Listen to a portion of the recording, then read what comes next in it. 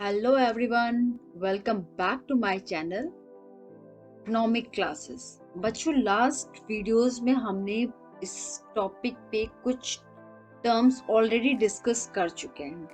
आज जो हमारे रिमेनिंग टॉपिक्स है उसको आज हम कवर करेंगे इस वीडियो में, ठीक है। और उसके बाद हमारा ये चैप्टर कंप्लीट हो जाएगा, ठीक है।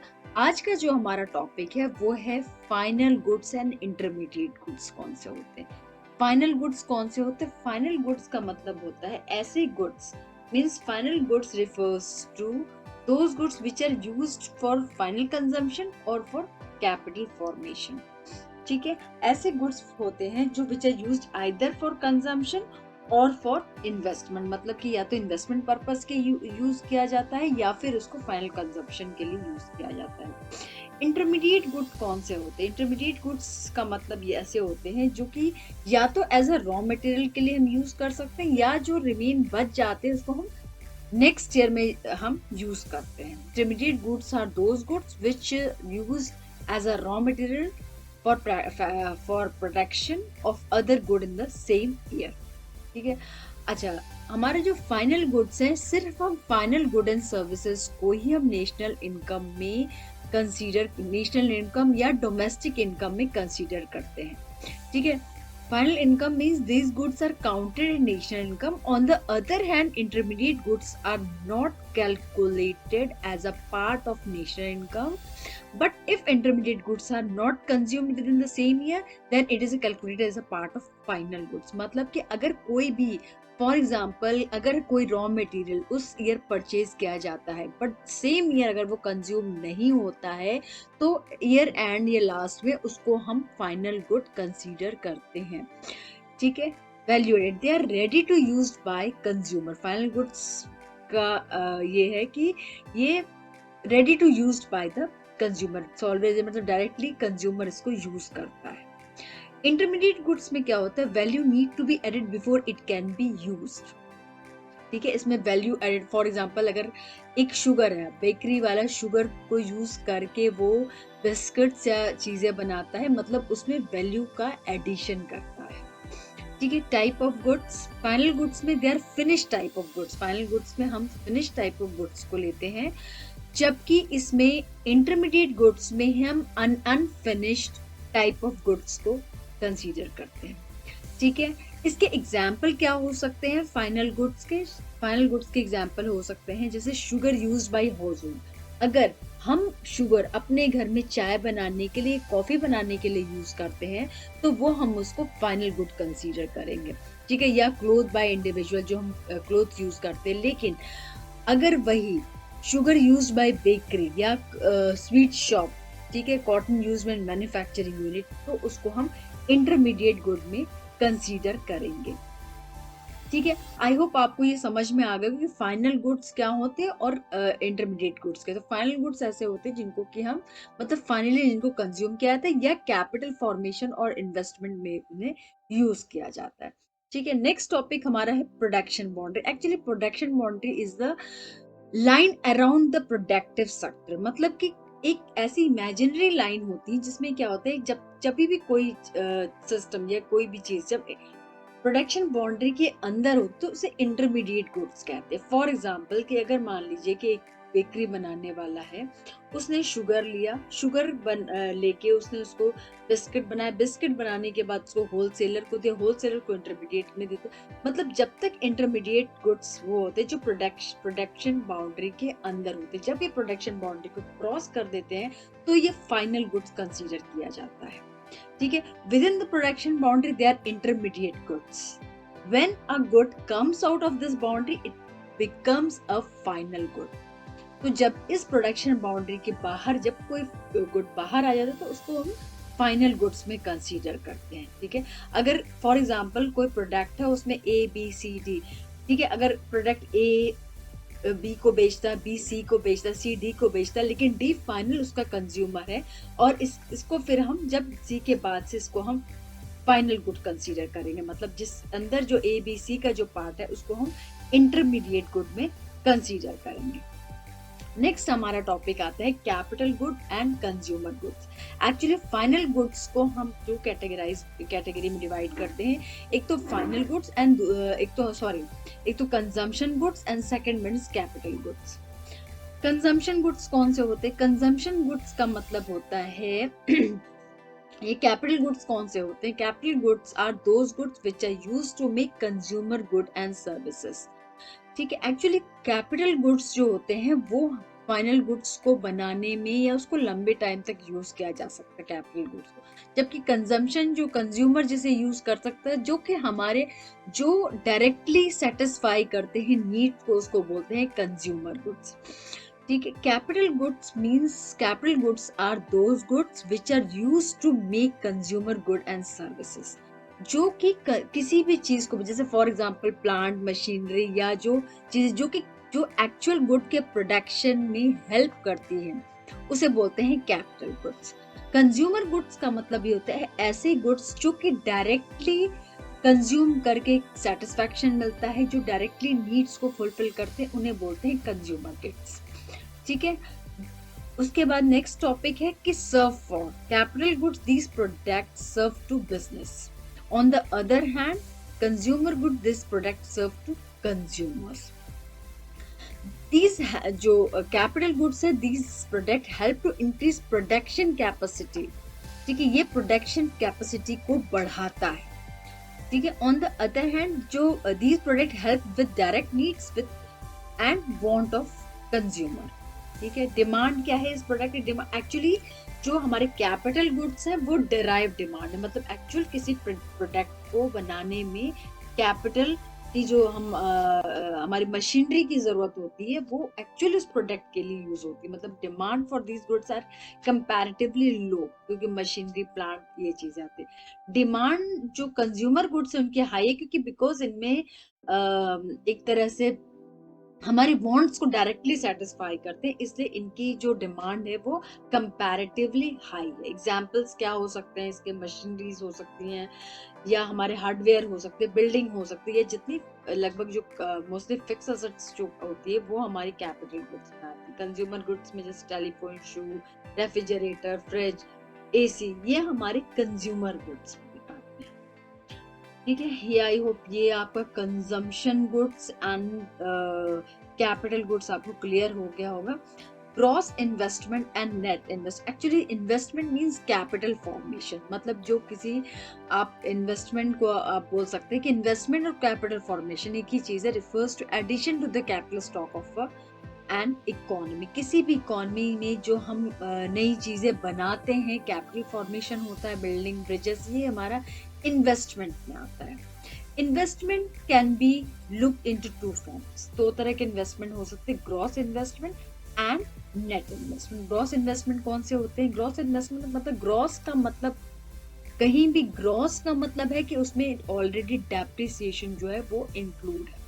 Gross investment means it is the addition to the stock of capital before making allowances for depreciation, मतलब depreciation gross में add।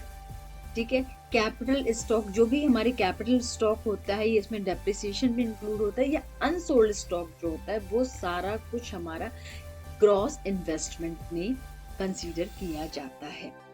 नेट इन्वेस्टमेंट्स कौन से होते हैं? The actual addition made to the capital stock of an economy, ठीक है, in a given period is termed as a net investment. Actually net investment में जब हम ग्रॉस में से डेप्रिसिएशन को हम डिडक्ट करते हैं या हटाते हैं, ठीक है, उसको हम माइनस करते हैं, तो जो एक्चुअल आता है वो हमारा हो जाता है नेट इन्वेस्टमेंट। ठीक है, इट मींस ग्रॉस इन्वेस्टमेंट और नेट इन्वेस्टमेंट में डिफरेंस होता है डेप्रिसिएशन का।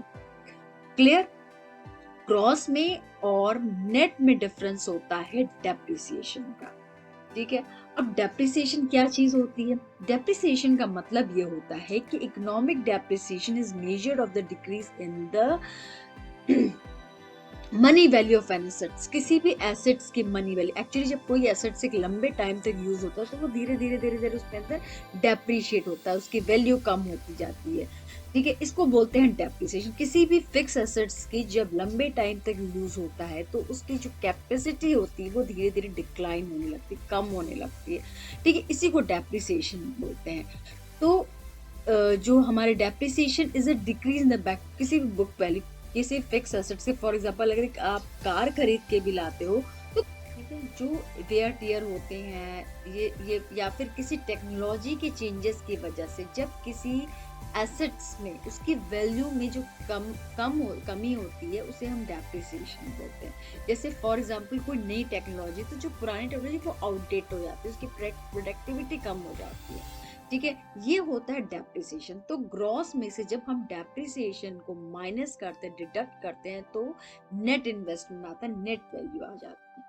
नेक्स्ट हमारा आता है नेशनल इनकम अकाउंटिंग का एक कॉन्सेप्ट है net indirect taxes. Net indirect taxes में एक्चुअली दो चीजें आ जाती हैं। Net indirect taxes is the difference between the indirect tax and subsidy. Actually net indirect tax जो होता है ये दोनों का डिफरेंस होता है इनडायरेक्ट टैक्सेस का एंड सब्सिडी का, ठीक है।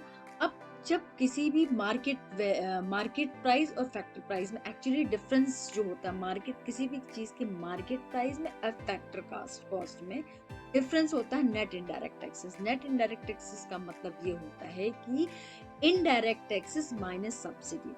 इनडायरेक्ट टैक्सेस का मतलब ये होता है कि जो टैक्सेस एक्चुअल में जो हमारे पर जो टैक्सेस किसी फॉर एग्जांपल जैसे मान लीजिए कि जो टैक्सेस किसी गुड्स पे लगाए जाते हैं उसे बोलते हैं इनडायरेक्ट टैक्सेस, ठीक है। और सब्सिडी एक्चुअली क्या होता है कि गवर्नमेंट कुछ प्रोडक्ट को इनकरेज करने के लिए, उसकी प्रोडक्टिविटी को बढ़ाने के लिए गवर्नमेंट कुछ अपनी तरफ से उनको हेल्प देती है, सब्सिडी देती है, ठीक है। जैसे कि हमारा अभी ये LPG में चल रहा है, ठीक है। तो जो इनडायरेक्ट टैक्सेस और सब्सिडी का डिफरेंस होता है उसे बोलते हैं नेट इनडायरेक्ट टैक्सेस, ठीक है।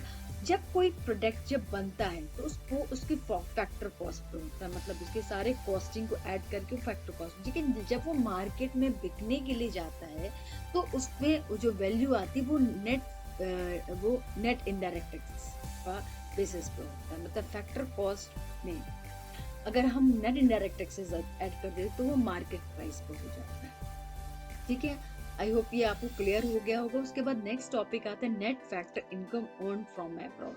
Actually net factor income earn from abroad क्या है कि नेट फैक्टर इनकम जो कंपनसेशन ऑफ एम्प्लॉयज है, या net income from property entrepreneurship plus net retained earning. It must be noted that net factor income is a zero. Actually closed economy ऐसी economy होती है, closed economy में हमारे net factor income earn from abroad zero होता है। Why?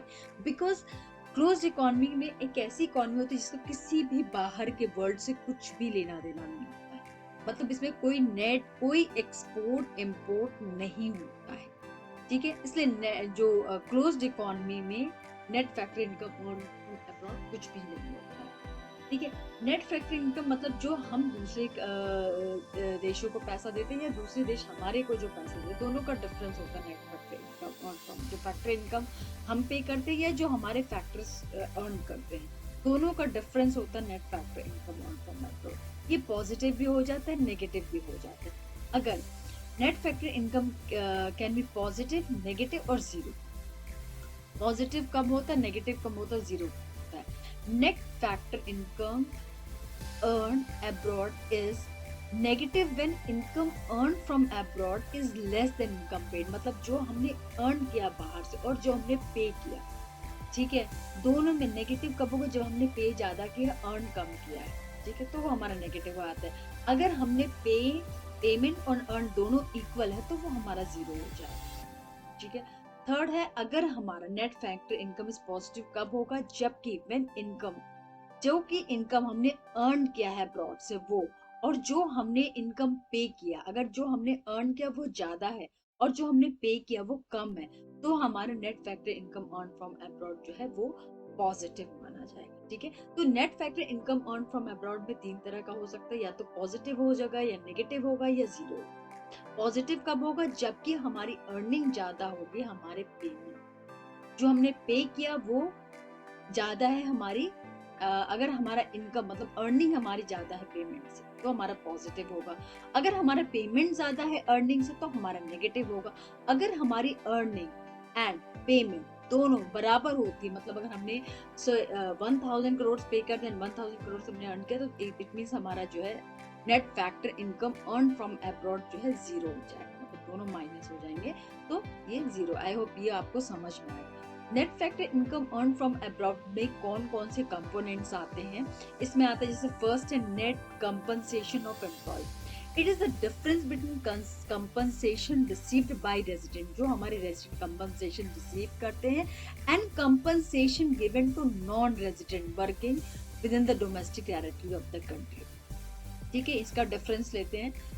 Second one is net income from property and entrepreneurship. It is the equal difference between the income received by the way of interest, rent, and profit by the resident of a country, and similarly payment made to the resident, जो हमने earn किया और जो हमने pay किया, दोनों का difference.